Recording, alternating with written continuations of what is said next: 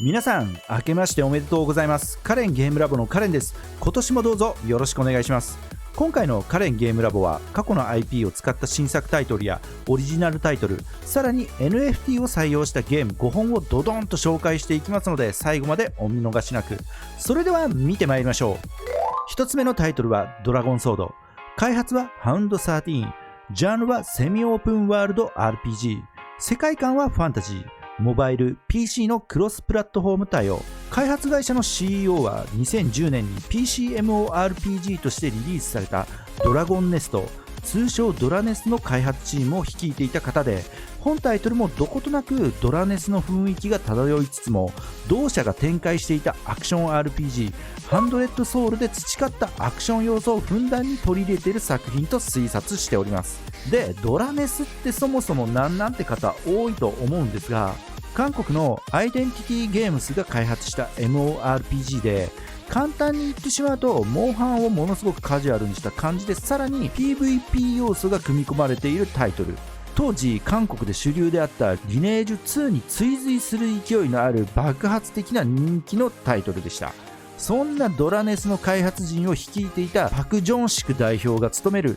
ハウンド13で新たなドラネス風タイトルドラゴンソードの開発が進んでいるということで、結構海外では話題になってきております。で、ちょっと気になっているのはドラゴンネスト2レボリューションというゲームも開発されているという話が出ており、今回のドラゴンソードの PV 見た時に一瞬これドラネス2なんじゃねと思ったりもしたんですが、開発会社が調べてみたところ違ったので、完全オリジナル作品なのかなと考えております。本タイトルドラゴンソードはアンリアルエンジン5を採用し、ハイグラフィックな映像でアクションバトルが楽しめる内容となっていて、ゲーム映像を見ていると爽快感のあるバトルはもちろん、キャラの入れ替えがシームレスで、さらにエアリアルコンボがバシバシ決められたりと、売りであるバトル部分はしっかり楽しめそうな内容なのかなといった感じです。また水中に潜れたりするので、水中戦闘もあったりしそうな感じで、なかなか熱いバトルが楽しめるような気がします。またモンハンでも似たようなことはできるんですが、巨大モンスターとのバトルにおいては敵の背中や尻尾に乗って通常攻撃やスキル技を叩き込めるみたいで、さらにそれが 4,5 人でできちゃうって、なんか本当に狩りしてるっていう感じがして楽しそうなんですよね。バトルにおいては幅広い遊びができそうで、ゼルダやモンハン、原神とはまた別の楽しさがありそうな感じがします。マルチプレイの概要やフィールド探査について詳しい情報はまだ出ておりませんが、セミオープンワールドということなので、モンハンライクな感じになりそうな予感。ドラネスが根幹にありそうなので MORPG が妥当な戦果といった感じがします。気持ち的にはオープンワールドでソロでも十分に探査ができるような、そういう遊びがあるとすごくいいかななんて思ったりもしてます。さらに育成や課金要素などについてものすごく気になるんですが、今後ね、どういったマネタイズで仕込んでくるかっていうのも見ものかなと思っております。リリース時期についてはまたプロモーション映像が公開された段階なので、早くても2年後とかになりそうな予感。今後アップデート情報があればまた紹介していきたいと思います。続いて2つ目のタイトルはミリオンアーサー。開発はパーフェクトワールド。ジャンルは単性マルチカードバトル。世界観はファンタジー。モバイルのみの対応。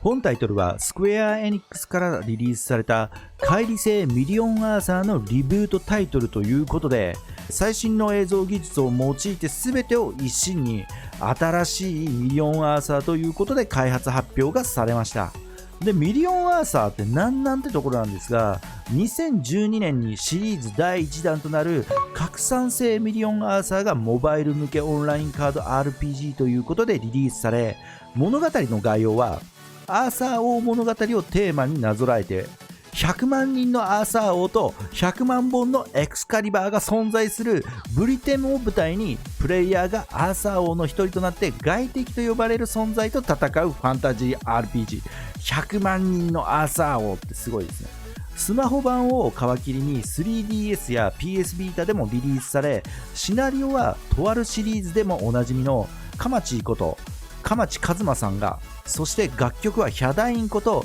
前山田健一さんが担当していて、当時かなり力を入れていたタイトルとなっております。スマホゲームが家庭用端末に移植されるってだけでもかなり人気高かったんだなっていうのが伺えます。ミリオンアーサーを関するタイトルは数多く出ており、アニメ化などもされているので、遊んだことはないけども名前は聞いたことあるよって方や、このキャラクターなんか見たことあるなって方も多いのではないでしょうか。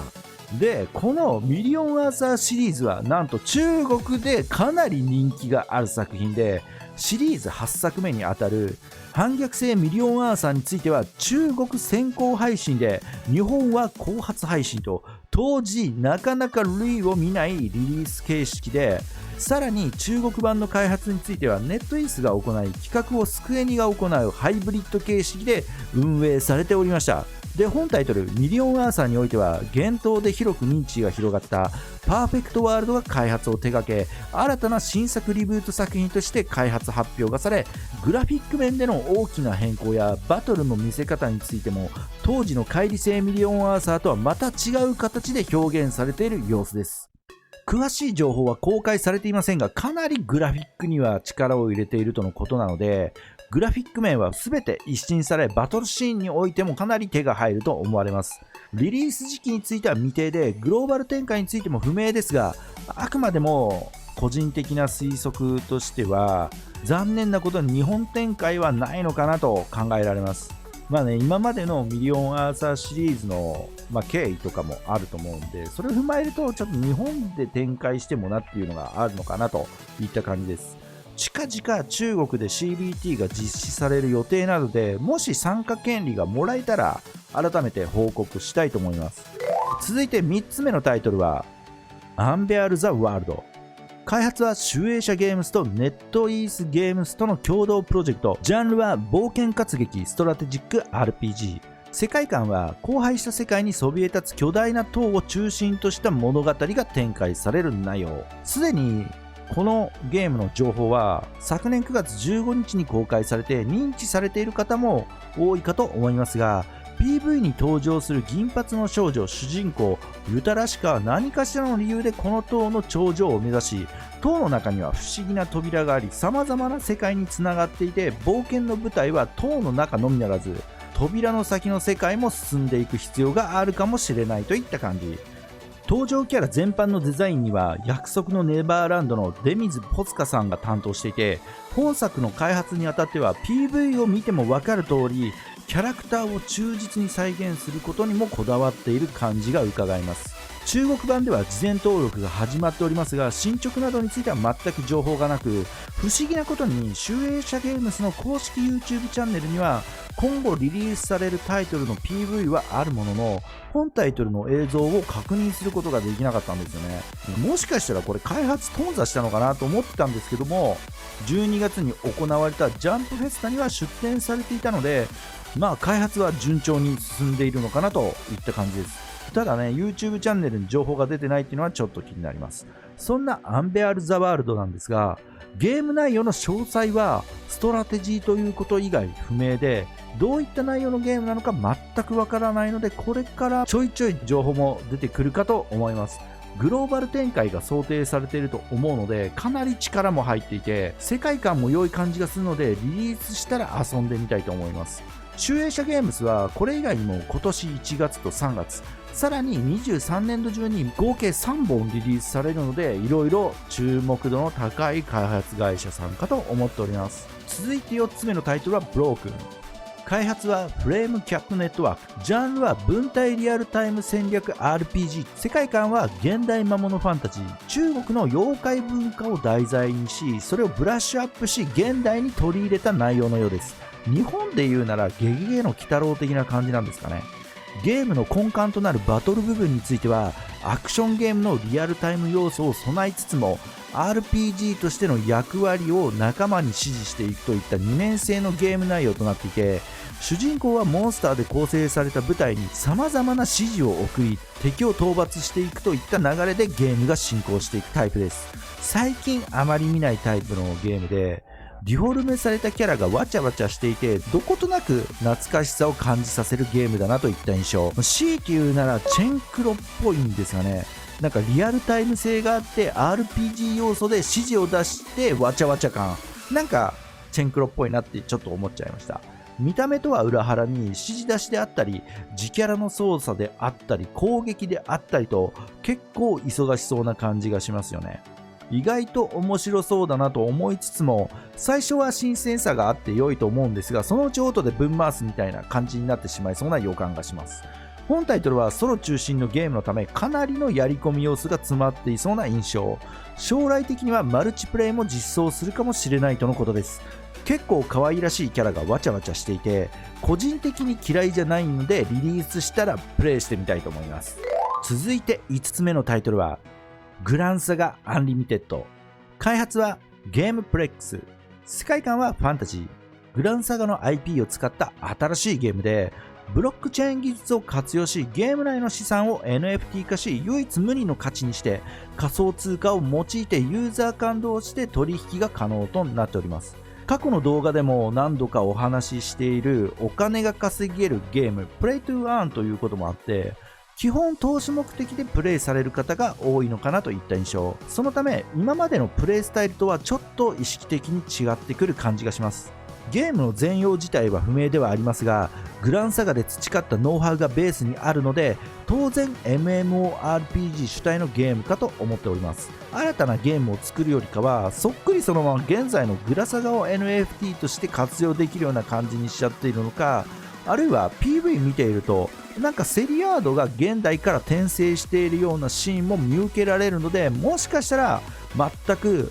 内容が新しいもののような気もします。個人的にはクロノオデッセイの新着情報をくださいなといった感じなんですが、このゲーム自体の内容はちょっと不明なのであれなんですが、グランサガ自体の人気もあってファンも多く、意外とアンリミテッドも遊ぶ方が多そうな気がします。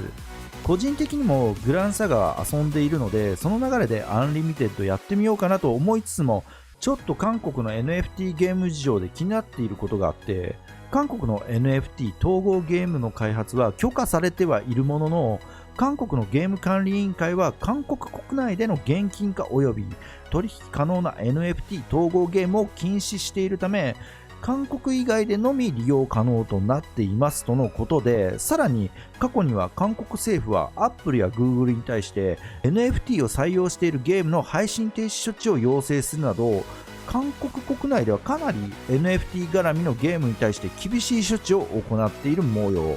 2021年には韓国国内のゲーム会社が配信したゲーム2本が配信停止となっているとのことで、裁判沙汰にもなっているようです。簡単に言ってしまうと、自国でサービス提供が難しいから他国でリリースしてって感じで運用してるっぽいんですよね。何にせよ政府が禁止したりすることなので、遊んでみたいけどもちょっと不安ですよね。多分こういうのって知ってる人の方が少ないと思うんですよ。特に日本はまだまだ NFT やブロックチェーンが主流になっていないので、簡単に面白そうだから始めてみたところ詐集しましたってなるケースも往々にあったり、詐集だったらまだしもゲーム内の仮想通貨が取引できなくなってしまったらかなり嫌ですよね。アンリミテッドに関してはちょっとわからないんですが、よくある仕組みはゲーム内の仮想通貨、例えばゴールドとかジュエルとか、それをさらに仮想通貨であるビットコインやイーサリアムに変換して、そこからドルに変換して円に変換するといった仕組みを取っているので、結構取引所をまたぐような感じになるんですね。なので仮に詐集しちゃうと、ゲーム内のその仮想通貨、ゴールドとかジュエル、アイテムとかが取引できなくなっちゃう可能性が往々にあるんですよ。取引できたとしても暴落してると思いますゲームできないんでね、当然だと思うんですけど、詐集はどのゲームでもあるので仕方ない部分ではありますが、さらにね、政府が規制しているというのもあり、なんか二重のリスクを背負いそうで怖いなといった感じがします。あくまでも韓国国内でサービスを提供した場合に限りの話ではありますが、どんなところで目をつけられるかわからないっていうのもあって、なんか不安ですよね。グランサガの運営元である NPixel は NFT によるユーザー体験、価値共有、透明性などを目指していくというクリーンなコンセプトを掲げているので、問題ないとは思いますし、当然投資とかそういうことをしなくても口座さえ開設しちゃえば遊べるので、基本投資しないで遊ぶなら何ら問題ないと思います。で、そんなグランサガアンリミテッドは2023年中のリリースを予定していて、予想では CBT を2023年4月から6月、リリースを2023年7月から9月くらいのスケジュール感と思われております。何にせよゲームであってゲームではないので、ご利用は計画的にってところです特にこういった人気 IP を使ったタイトルだとファン層も多く、よく分からず始めてしまう方もいると思うので、やる前に一度 NFT であったりブロックチェーンについて調べると良いかと思います。ということで、今回の最新スマホゲーム情報はいかがだったでしょうか。結構チャレンジしているタイトルがあったかなと、頑張ってるなといった感じがしました。ドラゴンソードやグランサガアンリミテッドはどういったゲームになるのか今後注目したいと思います。チャンネル登録はお任せしますが、ぜひチャンネル登録、高評価お願いします。あと、違ってるところあればコメントご指摘ください。それでは本年もよろしくお願いします。ご視聴ありがとうございました。